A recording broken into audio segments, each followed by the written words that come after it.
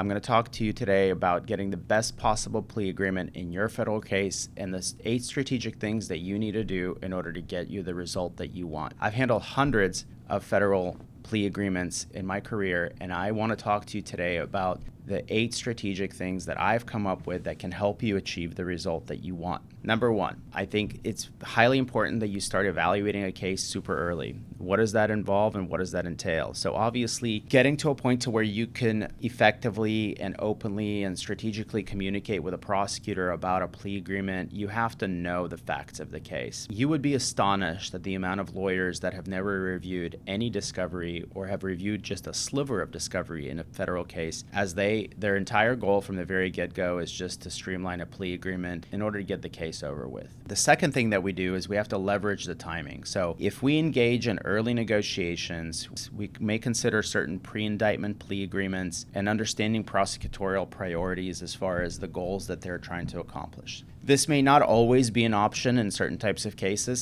Some cases start at an investigation phase where you may have received a target letter, and your target letter tells you that you're a target of a prosecution, that you've been subpoenaed to appear before a grand jury, or you've been subpoenaed to produce certain documents before a grand jury. This will indicate to you that you have an opportunity, if you know that there's something that you did that could potentially expose you to prosecution.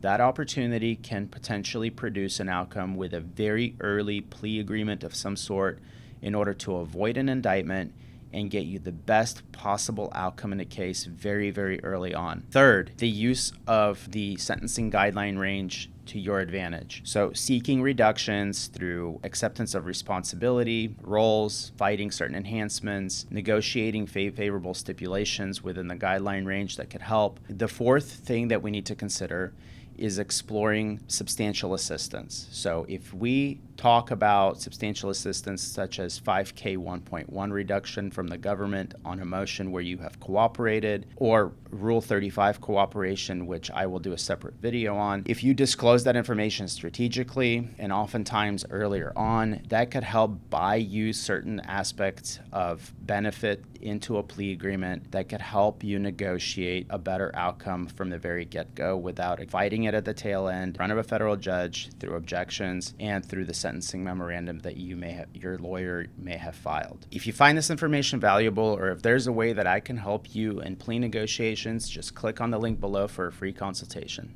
Thanks.